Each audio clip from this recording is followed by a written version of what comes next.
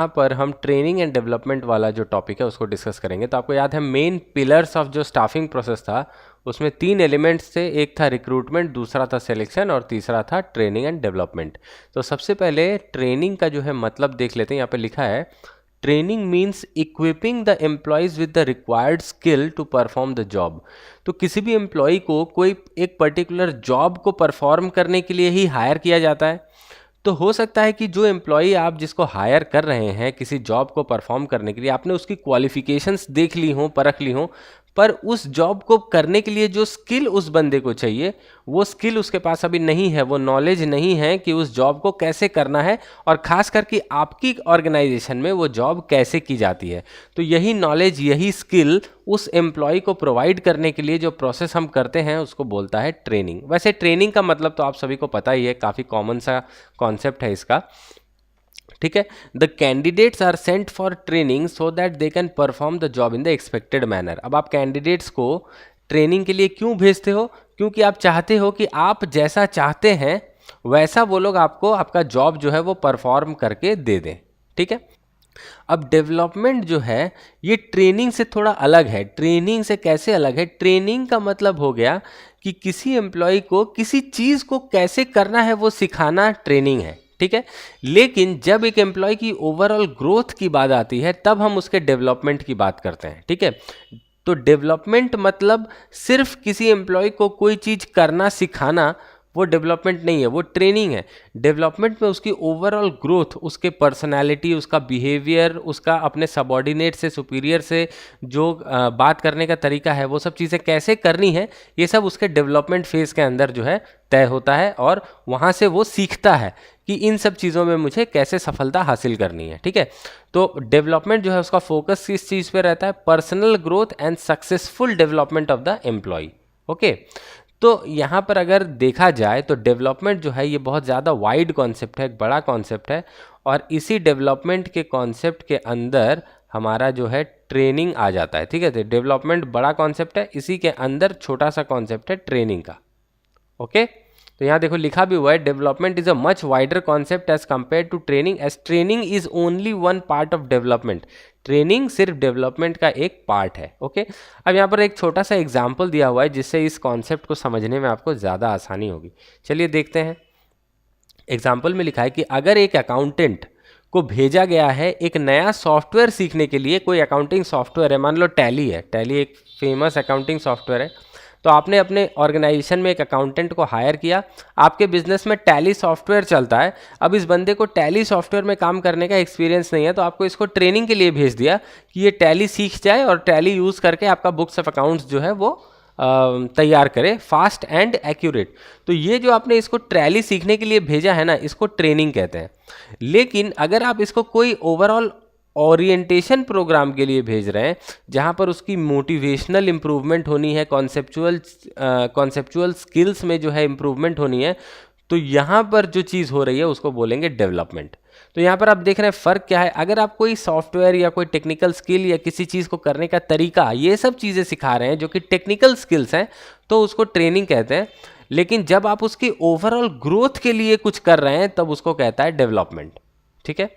तो ट्रेनिंग की क्या ज़रूरत है या बेनिफिट्स ऑफ ट्रेनिंग या एंड डेवलपमेंट, यहाँ पर ट्रेनिंग एंड डेवलपमेंट दोनों की नीड्स एंड बेनिफिट्स लिखे हुए हैं, तो वो एक एक करके हमको देखना है। सबसे पहला रिड्यूस्ड लर्निंग टाइम। अगर आपका कोई एम्प्लॉय ट्रेंड है, आपने उसको ट्रेनिंग दे दिया है कि उसको कोई काम कैसे करना है, तो जब वो रियल लाइफ में वो काम करने के लिए आएगा तो उसको प्रैक्टिकली उस काम को सीखने में बहुत ज़्यादा कम समय लगेगा, ठीक है, एज़ कंपेयर टू एक ऐसा बंदा जिसको आपने ट्रेनिंग नहीं दिया है। तो इससे क्या होगा, आपके टाइम और रिसोर्सेज की वेस्टेज नहीं होगी और प्रोडक्टिविटी जो है वो हाई हो जाएगी, ठीक है। दूसरा है बेटर परफॉर्मेंस। एक ट्रेंड बंदा जो है वो एक अनट्रेंड बंदे से ऑब्वियसली बेटर परफॉर्म करेगा, ये आप भी जानते हैं और मैं भी जानता हूँ, क्योंकि उसकी क्वालिटी एंड कैपेबिलिटी जो है वो ट्रेनिंग से इम्प्रूव कर दी गई है, ठीक है। तो इससे इसकी परफॉर्मेंस और एफिशिएंसी जो है वो इम्प्रूव हो जाती है। तीसरी चीज़ है एटीट्यूड फॉर्मेशन। अब ट्रेनिंग और डेवलपमेंट से किसी भी एम्प्लॉय के अंदर आप एक पॉजिटिव एटीट्यूड डाल सकते हो ऑर्गेनाइजेशन के रेस्पेक्ट में, तो वो ऑर्गेनाइजेशन के लिए अच्छा सोचेंगे, उसके लिए मेहनत करने की कोशिश करेंगे और ऑर्गेनाइजेशन से अपने आप को जोड़ के देखेंगे। उनका एटीट्यूड ऐसा नहीं होगा कि ऑर्गेनाइजेशन भाड़ में जाए, मुझे अपने सैलरी से ही सिर्फ मतलब है, मैं तो काम वगैरह करूंगा नहीं, सिर्फ बैठे बैठे सैलरी लूंगा। इस टाइप का एटीट्यूड जो है वो एम्प्लॉयज़ का नहीं होगा, आप अगर आप उसको प्रॉपर ट्रेनिंग और डेवलपमेंट जो है उसकी कर रहे हो। ठीक है। और इस पॉजिटिव एटीट्यूड से एक फ़ायदा और है कि कोऑपरेशन जो होता है एम्प्लॉयज़ के अंदर वो अच्छा बना हुआ रहता है और एक दूसरे को सपोर्ट करके वो लोग काम करते हैं और इनिशिएटिव लेके भी काम करते हैं। ठीक है। चौथा पॉइंट क्या है, एड्स इन और help in solving operational problems.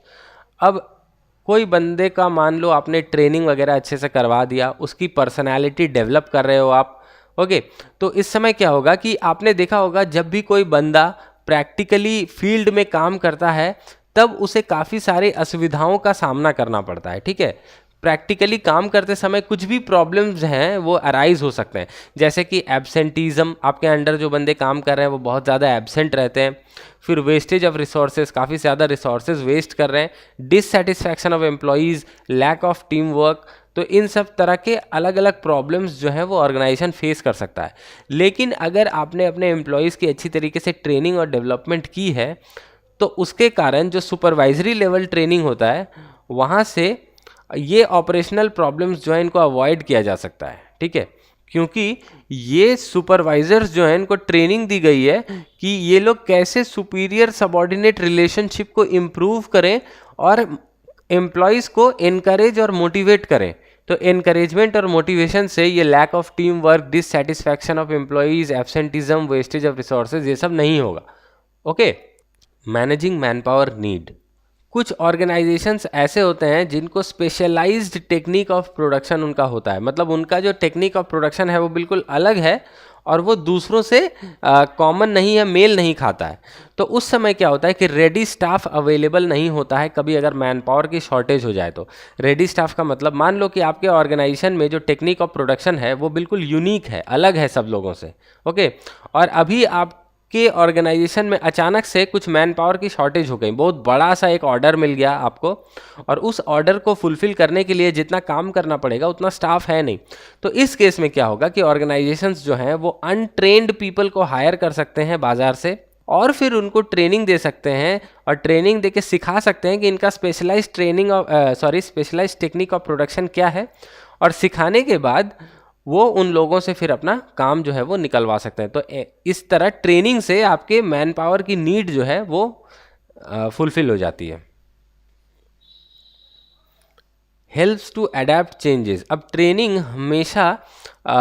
And development जो है ये हमेशा हमको स्ट्रांग बनना सिखाता है। तो इससे क्या होता है कि जब एनवायरनमेंट में कोई चेंज हो रहा हो, अब ये एनवायरनमेंट मतलब बिजनेस एनवायरनमेंट, तो बिजनेस एनवायरनमेंट में चेंज हो रहा हो तो हमारा काम करने का तरीका, हमारे काम करने का जो स्टाइल है, जिन साधनों को यूज़ करके हम काम करते हैं, जैसे पहले टाइपराइटर यूज़ होता था, उसके बाद कंप्यूटर आ गया, ओके, तो इन सारी चीज़ों में जब चेंजेस होते हैं ना तो सबसे ज़्यादा दिक्कत एम्प्लॉयज़ को होती है, क्योंकि एम्प्लॉयज़ जो हैं वो बंध चुके होते हैं एक तरीके से काम करते करते, ओके, तो एम्प्लॉयज़ को चेंजेस पसंद नहीं है, ये चीज़ ध्यान रखना। लेकिन अगर आपके एम्प्लॉय की सही तरह से ट्रेनिंग और डेवलपमेंट हुई है तो फिर वो चेंजेस को भी फेस करने के लिए तैयार होते हैं और उनसे लड़ के उनको अडॉप्ट करके काम करने के लिए भी तैयार हो जाता है। ठीक है, पॉजिटिव एटीट्यूड रखते हैं।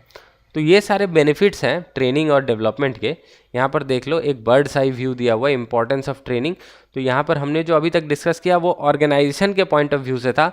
Reduce learning time, better performance, attitude formation, helps in solving operational problems, managing man power need और हेल्प्स टू अडेप्ट चेंजेस। अब एम्प्लॉय के पॉइंट ऑफ व्यू से देखेंगे क्या क्या है। Better career option, earning more, boost of the moral और less chance of accident. तो ये यहाँ पर नीचे दिए हुए हैं डिस्क्रिप्शन इन सब पॉइंट्स का, तो ये देख लेते हैं benefits to the employees. Okay, तो सबसे पहला है better career option. Improved skill and knowledge due to training brings better career options for employees. जब कोई बंदा, मान लो कि आप एम्प्लॉय हैं, आपको काफ़ी ज़्यादा ट्रेनिंग मिली है, इससे आपकी स्किल और नॉलेज जो है ये बहुत ज़्यादा अच्छी हो गई है, तो अगर आपको अपनी प्रेजेंट कंपनी जो है ये पसंद नहीं आ रही है, यहाँ पर आपको कोई दिक्कत हो रही है, तो आप किसी और कंपनी में भी जा सकते हैं। वहाँ पर भी आपको अच्छे चांसेस मिलेंगे जब वो लोग देखेंगे कि आप में काफ़ी ज़्यादा स्किल और नॉलेज है। ऐसा भी हो सकता है कि करंट कंपनी में ही आपको अपने अच्छे स्किल और नॉलेज के लिए हायर पोस्ट पे प्रमोट कर दिया जाए, तो इससे बेटर करियर ऑप्शंस जो हैं वो आपको मिलते हैं। दूसरा पॉइंट है earning more. Improvement in efficient performance of employees helps the employees to earn more. अब कभी कभी क्या होता है, मैनेजमेंट जो है वो एफिशिएंट परफॉर्मेंस से खुश होके एम्प्लॉयज़ को कोई परफॉर्मेंस बोनस या फिर उसको कुछ एक्स्ट्रा पे या उसकी सैलरी बढ़ा देती है, तो इससे एम्प्लॉय को ज़्यादा अर्न करने में मदद मिलती है। तीसरा पॉइंट है boost of the morale of the employees. Training से जो एम्प्लॉयज़ है ना, उनका मोराल और सेटिस्फैक्शन लेवल में इंक्रीज होता है, ठीक है, तो वो फिर अच्छे से काम करते हैं। और चौथा पॉइंट है लेस चांस ऑफ एक्सीडेंट्स। अब अगर किसी फैक्ट्री में या क्रिटिकल जगह पे आप काम कर रहे हो जहाँ पर आपके एक्सीडेंट होने के चांसेस हैं, तो फिर ट्रेनिंग के द्वारा एम्प्लॉयज़ जो हैं वो बहुत ज़्यादा एफिशिएंट हो जाते हैं, और जहाँ पर एफिशिएंसी होती है ना, वहाँ पर एक्सीडेंट के चांसेस बहुत कम हो जाते हैं, ठीक है। तो यहाँ पर देखो, ट्रेनिंग के नीड तो हमने पढ़ लिया, अब ट्रेनिंग और डेवलपमेंट के बीच में डिफरेंस का एक चार्ट बना हुआ है, चलो इसको एक बार देख लेते हैं। सबसे पहला पॉइंट है कॉन्सेप्ट या डेप्थ ऑफ नॉलेज। तो ट्रेनिंग जो है ये सिर्फ टेक्निकल स्किल्स सिखाने से कंसर्न्ड है, और डेवलपमेंट जो है ये पूरी तरह से teaching technical human and concept skill. यानी कि डेवलपमेंट में ट्रेनिंग तो आता ही है, मतलब टेक्निकल स्किल्स तो सिखाए रहे, इसके साथ ह्यूमन स्किल्स यानी कि कैसे बिहेव करना है, कैसे अपने सुपीरियर से, कैसे अपने सबॉर्डिनेट से कम्युनिकेट करना है ताकि कॉन्फ्लिक्ट्स ना हो, कैसे लोगों को समझाना है, कैसे उनसे काम निकालना है। और कॉन्सेप्ट स्किल यानी कि चीज़ों को समझना भी पड़ेगा, सिर्फ लोगों से काम निकालने से नहीं होगा, वो लोग क्या काम कर रहे हैं उसकी नॉलेज पूरी तरह से मैनेजर को होनी चाहिए, इसलिए डेवलपमेंट स्किल जो है वो ज़रूरी है। दूसरा पॉइंट है सूटेबिलिटी। ट्रेनिंग में देखिए, training is more suitable for technical staff. तो ट्रेनिंग किसके लिए सूटेबल है? Technical staff. टेक्निकल स्टाफ कौन है? जो लोग एक्चुअली में काम करते हैं फील्ड में। और डेवलपमेंट किसके लिए ज़्यादा सूटेबल है? मैनेजरियल स्टाफ के लिए। मैनेजरियल स्टाफ के लिए क्यों? क्योंकि मैनेजरियल स्टाफ को उतनी टेक्निकल नॉलेज की ज़रूरत नहीं होती है जितनी एक्चुअली टेक्निकल स्टाफ को होती है, ठीक है। मैनेजरियल स्टाफ, अब मान लो कि एक मैनेजर है और एक टेक्निकल स्टाफ है। टेक्निकल स्टाफ है मान लो अकाउंटेंट, ओके। तो अकाउंटेंट को पूरी तरह से पता होना चाहिए कि टैली सॉफ्टवेयर कैसे चलाना है, तो उसको ये टेक्निकल स्किल होनी चाहिए। लेकिन एक अकाउंट्स मैनेजर है, उसको तो ओवरऑल अकाउंट्स या बुक्स ऑफ अकाउंट्स में क्या फिगर्स हैं उससे मतलब है, उसको कैसे टैली चलाना है इस चीज़ का एकदम डिटेल्स में नॉलेज अगर ना भी हो तो चल जाएगा, क्योंकि टैली तो एक्चुअली चलाएगा अकाउंटेंट। मैनेजरियल स्टाफ जो है, अकाउंट्स मैनेजर जो है, उसको अकाउंट्स के बेसिक फंडों का अगर नॉलेज होगा तो ही काम चल जाएगा, ठीक है। तीसरा पॉइंट है nature. Training concentrates on developing the skill already possessed by the employees. अब देखो क्या होता है कि ट्रेनिंग में एम्प्लॉयज़ के पास जो स्किल है उसको और डेवलप करने की बात कही जा रही है। जैसे अकाउंटेंट, इसको अकाउंटिंग आती है, ठीक है, लेकिन इसको टैली में नहीं आती है, तो अब इसको चलो टैली में भी सिखा देते हैं। तो अकाउंटेंट को हम अकाउंटेंसी नहीं सिखा रहे हैं, अकाउंटेंट को तो अकाउंटेंसी पता है, लेकिन उसको टैली में कैसे करना है ये चीज़ हम सिखा रहे हैं ट्रेनिंग से। तो वही चीज़ यहाँ पर कही जाती है कि स्किल ऑलरेडी है एम्प्लॉय के पास, लेकिन उसमें कुछ डेवलपमेंट ला रहे हैं, कुछ नई चीज़ उसको सिखा रहे हैं उसी स्किल से रिलेटेड, ठीक है। डेवलपमेंट में क्या है कि development concentrates on development of hidden qualities of the employee. अगर किसी एम्प्लॉय में हिडन क्वालिटीज़ हैं, हर बंदे में कुछ ना कुछ हिडन क्वालिटीज़ होती हैं, तो जब मैनेजर्स जो हैं एम्प्लॉयज़ की डेवलपमेंट का प्रोसेस देखते हैं तो उनको पता चल जाता है कि किस एम्प्लॉय में क्या क्षमता है, क्या किसका सीक्रेट हिडन पावर है, तो किससे क्या काम करवाना चाहिए, ये डेवलपमेंट के दौरान पता चल जाता है। चौथा है methods used in training. On the job methods of training are preferred. तो ट्रेनिंग में ऑन द जॉब मेथड्स जो है वो प्रेफर होते हैं, और डेवलपमेंट में off the job methods prefer होते हैं। तो ऑन द जॉब और ऑफ द जॉब मेथड्स जो हैं ये अभी तक डिस्कस नहीं हुए हैं, आगे आने वाले लेक्चर्स में डिस्कस होंगे, तो घबराना मत, ठीक है, सब चीज़ हम कवर करेंगे। फोकस। ट्रेनिंग का फोकस होता है प्रेजेंट रिक्वायरमेंट में, ओके। ऑर्गेनाइजेशन में अभी जो काम करना है, अभी जो काम चाहिए, उसी काम का ट्रेनिंग जो है एम्प्लॉयज़ को दी जाती है। आज से 10 साल बाद जो काम करना है उसकी ट्रेनिंग कभी भी एम्प्लॉयज़ को अभी नहीं दी जाती, ओके। डेवलपमेंट में प्रेजेंट का तो हमको देखना ही है, साथ साथ फ्यूचर रिक्वायरमेंट्स का भी देखना है। जब आप एक पर्सन की डेवलपमेंट कर रहे होते हो ना, तब आप उसका फ्यूचर भी ध्यान में रखते हो कि ये बंदा जो है ये अकाउंटेंट है, मैं इसकी डेवलपमेंट करूँगा, मुझे इस तरह से करना है क्योंकि फ्यूचर में जाके ये अकाउंट्स मैनेजर बनेगा। तो मुझे ये चीज़ दिमाग में रखनी है कि ये अकाउंट मैनेजर की जो क्राइटेरिया है उसको फिलअप कर सके, उसके रिक्वायरमेंट्स को फुलफिल कर सके, इसलिए मैं डेवलपमेंट भी वैसे ही करूँगा ताकि वो अकाउंट्स मैनेजर का पोस्ट जो है वो अच्छे से हैंडल कर सके। ठीक है, तो प्रेजेंट और फ्यूचर दोनों का ध्यान रखा जाता है डेवलपमेंट में। छठा पॉइंट है टाइम। ट्रेनिंग जो है ये एक शॉर्ट टर्म प्रोसेस है और डेवलपमेंट जो है लॉन्ग टर्म प्रोसेस है। एक्चुअली डेवलपमेंट लॉन्ग टर्म नहीं, ये बहुत लॉन्ग टर्म प्रोसेस है। जिस दिन से एम्प्लॉई नौकरी में ज्वाइन करता है और जिस दिन वो रिटायर होता है या रिज़ाइन करता है, उस दिन जितने दिन वो काम करता है हर दिन उसमें थोड़ी सी डेवलपमेंट होती है। ठीक है। सातवां पॉइंट है initiative. The boss superior takes initiative for imparting training to subordinates. अब ट्रेनिंग का इनिशिएटिव कौन लेता है? कभी भी आप किसी कंपनी में काम करने जाओगे तो आप खुद से नहीं बोल सकते कि मुझे ट्रेनिंग दो। कोई भी बंदा खुद नहीं बोलता है कि मेरा ये ट्रेनिंग करवा दो, मेरा वो ट्रेनिंग करवा दो। आपका बॉस ही बोलेगा कि सुनो भाई, आपको ये काम करना है, इसलिए आप इसकी ट्रेनिंग जो है आपको दी जा रही है, आप इसको अटेंड कर लो। तो बॉस या सुपीरियर का काम होता है कि इनिशिएटिव लेके अपने सबॉर्डिनेट्स की ट्रेनिंग करवा दे। लेकिन डेवलपमेंट का जो इनिशिएटिव होता है ना, वो इंडिविजुअल को खुद लेना पड़ता है। अपना ग्रोथ, अपना डेवलपमेंट हर एम्प्लॉय के खुद के हाथ में है, तो वहाँ पर इनिशिएटिव एम्प्लॉय को खुद लेना पड़ता है। ठीक है। ड्यूरेशन। ट्रेनिंग जो है ये शॉर्ट टर्म का प्रोसेस है। ड्यूरेशन जो है ये एक ड्यूरेशन नहीं, डेवलपमेंट जो है ये एक नेवर एंडिंग प्रोसेस है। इसकी ड्यूरेशन डिफाइंड नहीं है। तो ये 8 नंबर पॉइंट और ये 6 नंबर पॉइंट जो है ये मोर और लेस सेम पॉइंट्स हैं। ओके। 9वां पॉइंट है level of trainees involved. It is useful for non managerial operative employees और लोअर लेवल ऑफ मैनेजर्स। तो देखो ट्रेनिंग यहाँ पर ऊपर पहले ही लिख दिया था, कहाँ गया ये, कि देखो training is suitable to technical staff और development is suitable for managerial staff. वही बात फिर से यहाँ नीचे लिखी है कि ट्रेनिंग जो है ये नॉन मैनेजेरियल या ऑपरेटिव एम्प्लॉयज़ के लिए ज़रूरी है जो कि टेक्निकल काम करते हैं, या लोअर लेवल ऑफ मैनेजर्स जो कि बिल्कुल लो लेवल पे काम करते हैं। और डेवलपमेंट जो है ये मैनेजेरियल पर्सनल के लिए यूज़फुल है, यानी कि middle and top level managers. ठीक है।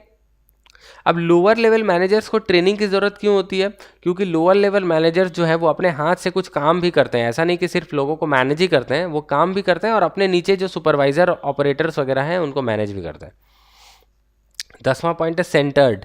It is work centred and it is person centred. तो ट्रेनिंग का जो फोकस होता है वो काम के ऊपर होता है और डेवलपमेंट का फोकस जो होता है वो पर्सन के ऊपर होता है जिसकी डेवलपमेंट हो रही होती है।